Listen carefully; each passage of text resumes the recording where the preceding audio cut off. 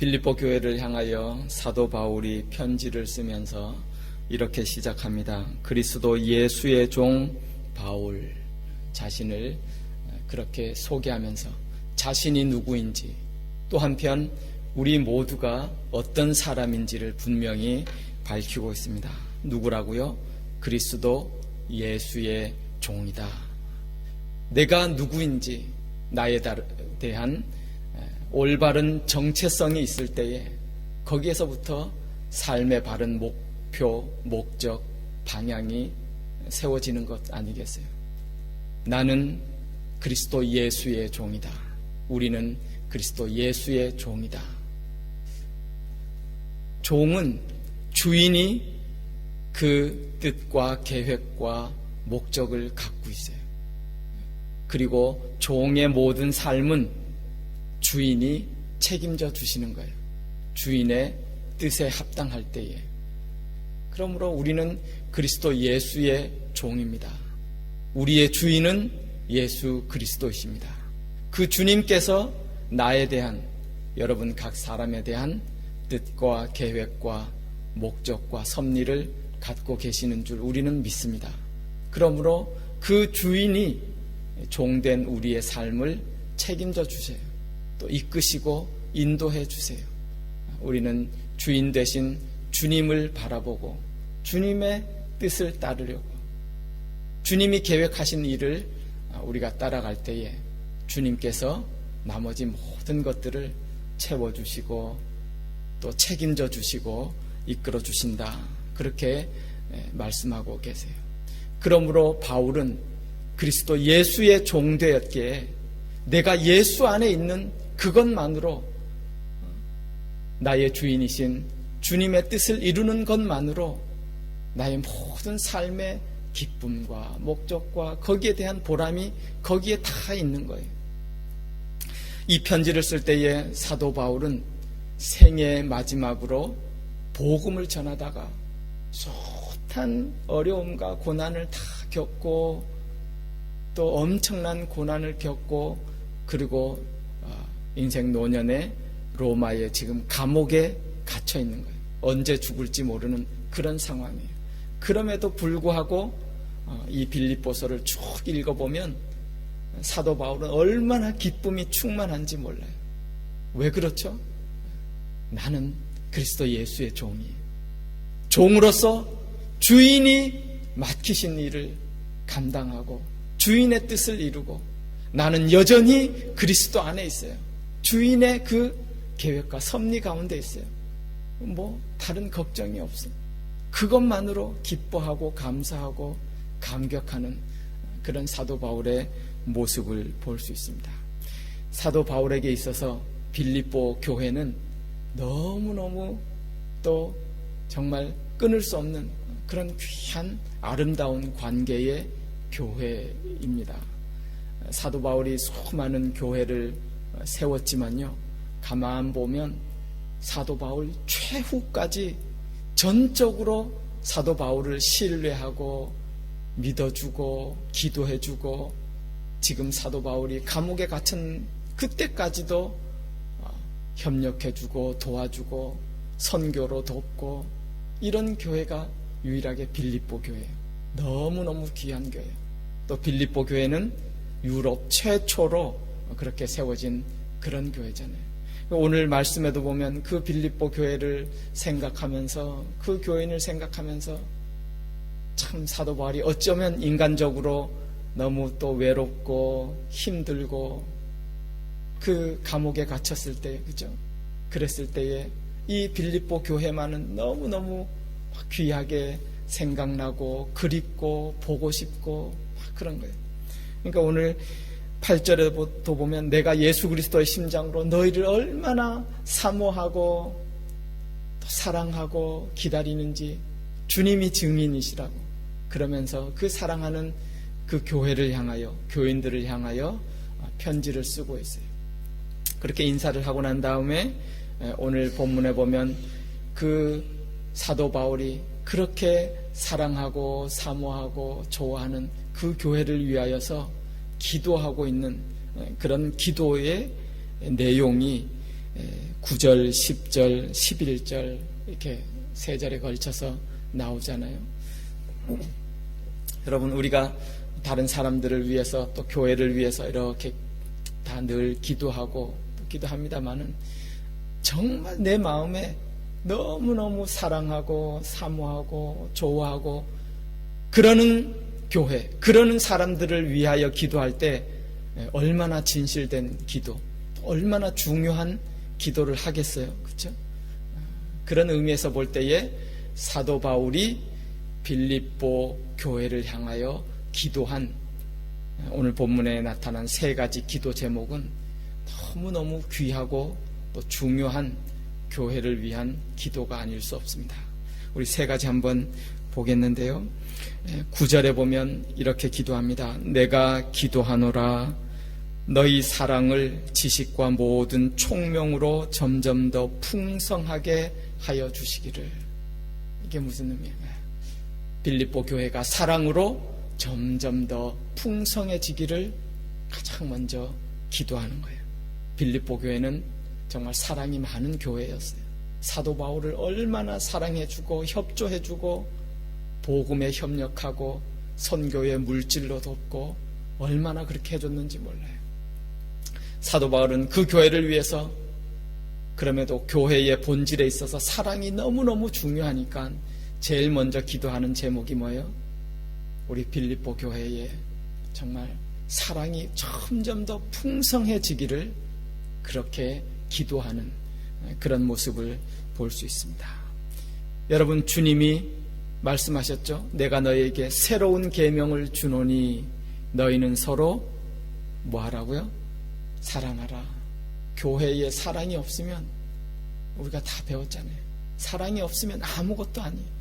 그래, 교회를 위하여, 성도를 위하여 가장 먼저 귀하게 기도하는 것, 정말 사랑으로 풍성해지기를, 주의 사랑으로 충만해지기를 그렇게 기도하는 것을 볼 수 있습니다. 주님이 또 말씀하셨어요. 너희가 서로 사랑하면 너희가 내 제자인 줄 알게 되리라. 주님이 해주신 말씀 우리가 알잖아요. 여러분, 교회라고는 하지만은 서로 사랑이 없어요.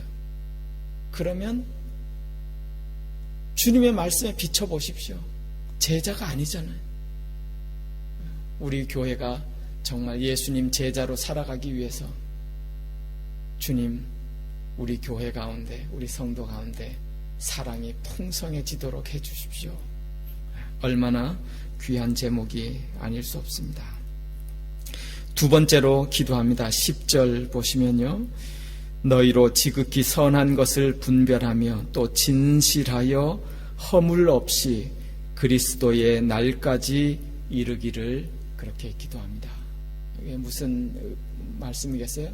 그리스도의 날까지, 주님 만날 때까지 우리의 그러한 믿는 자의 모습이 점점 다 자라서 주님 앞에 더 장성한 분량에 이르기까지, 조금 신학적 용어를 빌리자면 성화되어 가도록 그것을 위해서 기도하는 거예요. 주님이 또 그런 말씀하셨죠. 너희가 나를 사랑하면 내 계명을 지켜야 하리니, 그런 말씀하셨어요. 그렇죠? 주님을 사랑해요. 그렇다면 그것으로 끝난 게 아니잖아요. 주님 다시 오시는 날까지 성경을 잘 보십시오. 우리는 끊임없이 주님의 제자로서 자라가야 돼요. 성화되어 가야 돼요. 그것을 지금 위해서 기도하고 있는 거예요. 근데 오늘 표현 보면 그런 두 가지 표현이 나와요. 너희로 지극히 선한 것을 분별하면 또 진실하여, 이렇게 성화되기 위해서 첫 번째 해야 되는 것이 진실해야 된다는 거예요. 요 진실하라라는 그 성경의 원어의 의미를 보니까 참 재미있더라고요. 이 진실하다는 말의 뜻이 두 가지 뜻이 합쳐진 말이에요. 햇빛이라는 말과 또 하나는 판단한다, 이런 뜻이에요. 이게 어디에서 나온 단어냐면 옛날에 이렇게 그릇 도자기를 굽잖아요. 도자기를 구우면, 굽고 나서 보면 도자기에 이런 흠들이 조금 겉에 생길 수 있어요. 그러면 이게 사실은 이 도자기 공이 그런 그릇들은 깨뜨리고 완전 새 것을 만들어야 되는 거예요. 근데 좀 아깝잖아요. 다 구웠는데. 그래서 조금 흠이 있으면 그냥 남 몰래 이렇게 덧칠을 한다는 거예요. 덧칠을 해서 그냥 흠 없는 도자기처럼. 그때 여기 진실한다는 말의 뜻은 뭐냐면 그런 도자기를 햇볕에 쫙 보면 햇볕을 비치면서 판단하면 흠이 있는 것을 덧칠한 것이 보인다는 거예요. 그것이 그렇게 눈에 띄지 않게 하라. 그런 것이 없게 하라. 그런 말이 요게 진실하다는 말의 원뜻이에요. 그러니까 뭐죠? 우리가 외식으로 가식으로 흠이 있는 것을 그냥 겉으로 없는 척 포장하고 덧씌우고 그러지 말고 완전히 흠 있는 것은 깨뜨리고 새롭게 만드는 그것이 진실된 모습임을 우리 가운데 가르쳐주죠. 그렇게 진실하라 또 그랬어요. 또 하나 오늘 단어에 보면 허물 없이 그랬어요. 허물 없이라는 말의 원뜻도 의미는 또 그런 거라 그래요. 비틀거리지 않게 하다. 다른 사람을 넘어뜨리지 않게 하다. 그런 뜻이에요. 그러니까 허물 없다는 건 뭐냐면 다른 사람에게 조금 잘못해서 다른 사람이 실족하거나 넘어지거나 비틀거리지 않게 그렇게 하라. 그런 뜻이에요. 그래서 이 주님 앞에서 잘하는 성화의 두 가지는 진실하고 허물 없는 것. 그럼 두 가지는 이런 의미죠. 하나는 하나님 앞에서 내가 흠 없이 진실하게 서는 것. 또 하나는 허물 없이, 그러니까 이웃과의 관계에 있어서 내가 이웃들과의 관계를 잘 함으로 말미암아서 나로 말미암아 이웃이 시험 들면 어떻게? 나로 말미암아서 이웃이 비틀거리고 넘어지고 그러지 않게 하라. 이 두 가지를 우리 가운데 말씀해 주고 이런 모습에서 하나님 앞에 바로 서서 그리스도의 날까지 이르기를 그렇게 두 번째로 기도하는 그런 사도 바울의 기도를 볼 수 있습니다. 한 가지 더 세 번째 기도하는 것이 11절 말씀이죠. 예수 그리스도로 말미암아 의의 열매가 가득하여 하나님의 영광과 찬송이 되기를 원하노라.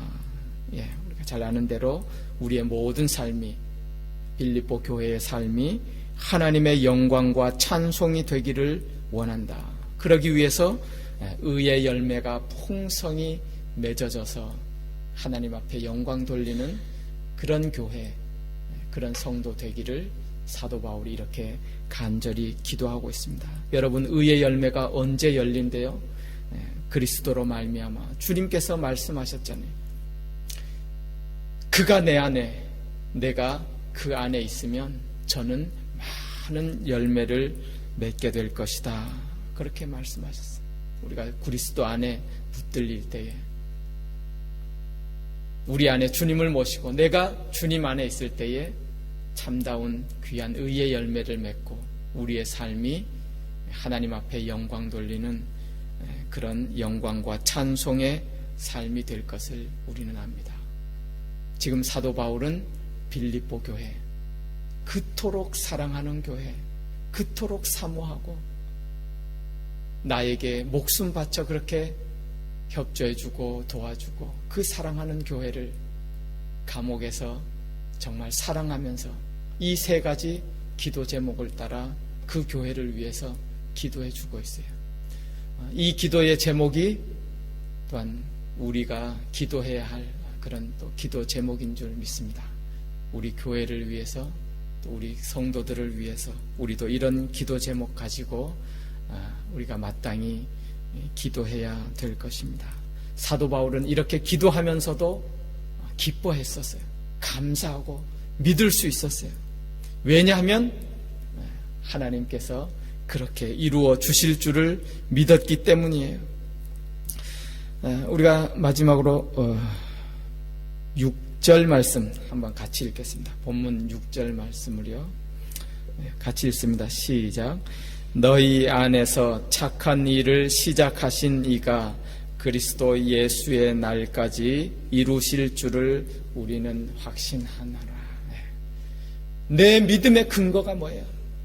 내가 하나님 앞에 이렇게 기도하고, 그렇지만 이 기도에 응답하시고 이 기도대로 이루어 주실 것을 우리는 믿어요. 우리의 믿는 믿음의 근거는 우리의 자신에게 있지 않아요. 우리의 의지나 우리의 노력이나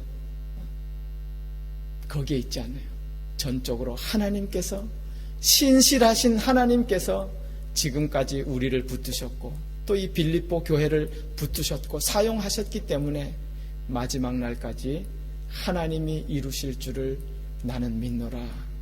사도 바울의 그 믿음의 고백, 또 우리의 같은 믿음의 고백입니다. 이 신실하신 주님이, 하나님이 오늘도 우리와 함께 하십니다.